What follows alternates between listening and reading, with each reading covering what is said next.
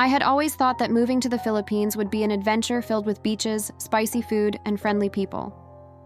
I did not expect my first real adventure to involve a village of tiny, invisible creatures who could curse you for leaving shoes in the wrong place.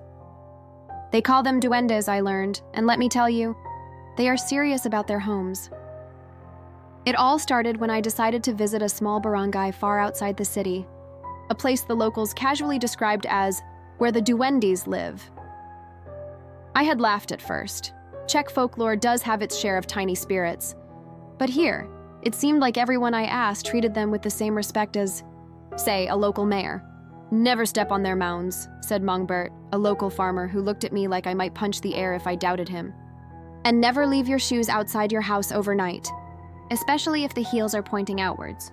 I nodded, smiling politely but secretly thinking, okay, how much trouble can these little guys cause? The first thing I noticed as I approached the Duwende village was the unusual attention to detail in the landscaping. Tiny earthen mounds scattered along the edges of the path, perfectly rounded, some even with little stone fences. I bent down to examine one and instantly felt a shiver. "These are important," I whispered to myself. Every Filipino I had met so far had stressed the importance of these mounds.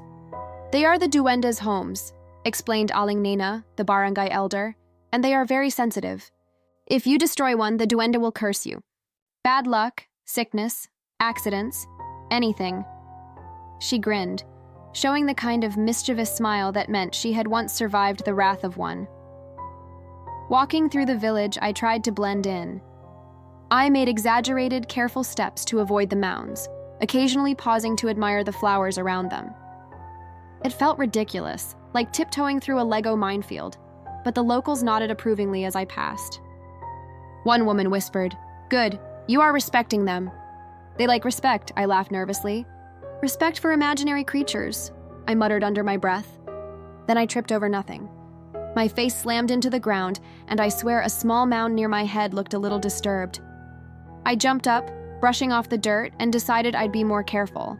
Aling Nena decided it was time for a lesson in proper Duwende etiquette. She handed me a small bowl of rice and some sugar. "Offer this at the edge of the mound," she instructed. "Always at dawn or dusk. Duwendes love sugar and rice, and this will keep you safe." I looked at her as if she had suggested I offer my soul instead. "Rice and sugar, really?" She nodded seriously, as if I had insulted an entire species. I placed the rice carefully, but of course, it started spilling because my hands were shaking.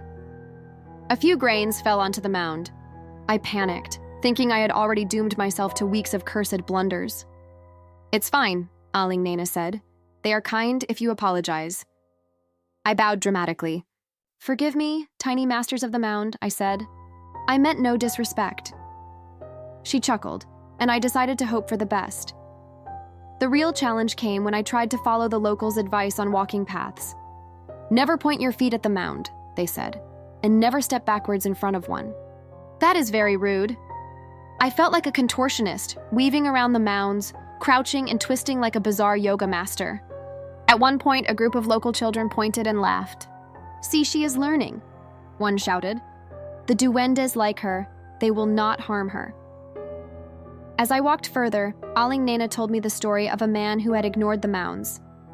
He left his shoes outside, pointing the soles at a mound, and overnight his car battery died, his chickens ran away, and he slipped on banana leaves the next day. The moral was clear. Duwendes may be small, but their sense of justice was enormous. I tried to laugh it off, but I made a mental note to never let my Czech instincts of casual footwear placement dominate here. Then came the part that made my stomach flip. A small boy whispered, "Don't look them directly in the eye." I froze. "What do you mean?" He gestured to a mound about 3 feet away. "If they see you watching them, they can get angry. Sometimes they make you fall sick. Sometimes they play tricks on you for weeks." I blinked. "Tricks? Like?" He shrugged innocently. "Once they made my uncle's hammock fall down 20 times. And his rice went missing." I felt a chill, though I was desperately trying to convince myself it was just the wind. I kept my eyes slightly lowered, trying to maintain a casual stroll while failing miserably at not staring at the mound that had caught my curiosity. I swear the mound seemed to twitch. Probably my imagination. Probably. By midday, Aling Nena suggested a small rest at her house. She offered me taho, a sweet Filipino snack, and pointed toward the mounds. "See, they like watching too," she said. I almost dropped my cup. "Watching from the mound?" I smiled nervously. "Oh yes, very interesting creatures." I asked her about the origins of the Duwende myth, trying to keep the conversation casual. "They are guardians of the earth," she explained, "and they have been here since before anyone can remember. Some are friendly, some are mischievous, but they all deserve respect. Never disrespect nature in their presence," she winked. "That includes shoes, trash, loud noises, stepping backwards, everything." The rest of the afternoon was spent learning small rituals. If a plant is damaged, apologize. If you step on a mound by accident, offer a coin or a small treat. Never carry food away without asking for their blessing. And most importantly, never mock them. I tried to joke about it in Czech humor style, but every time I did, Aling Nena's eyes narrowed slightly, and I remembered the story of the man with the dead battery and runaway chickens. By the time I was ready to leave, I had accumulated a mental list of Duwende do's and don'ts that I would repeat to myself every time I saw a mound. No pointing feet, always offer rice, no stepping backwards, apologize for accidents, never mock, never steal, and never ignore. It felt exhausting, but also oddly comforting. There was a strange logic to their little rules, a rhythm to the life of the village that made everything feel alive. On my way out, I tripped again. This time, I fell in the direction of a mound. I froze, waiting for some catastrophic curse. Nothing happened. I looked at the mound and whispered, "I promise to do better." And as if the Duwende had accepted my apology, a gentle breeze swept past me, like a small nod of approval. Walking back to the main road, I thought about how silly I had felt at first. Tiny, invisible creatures, rice and sugar offerings, twisted walking paths, it all sounded like a child's story from another world. Yet the villagers treated it with reverence, and I had felt it too, an unspoken respect for nature, for tradition, for tiny guardians of the earth. Maybe the Duwendes were not just stories, they were lessons. Lessons about paying attention, about humility, about coexistence with the unseen. That night, as I lay in my hostel bed, I couldn't help but laugh. I had survived the Duwende village, learned their rules, and even managed not to offend them too badly. And I had learned something more valuable. Sometimes the myths are not there to scare you.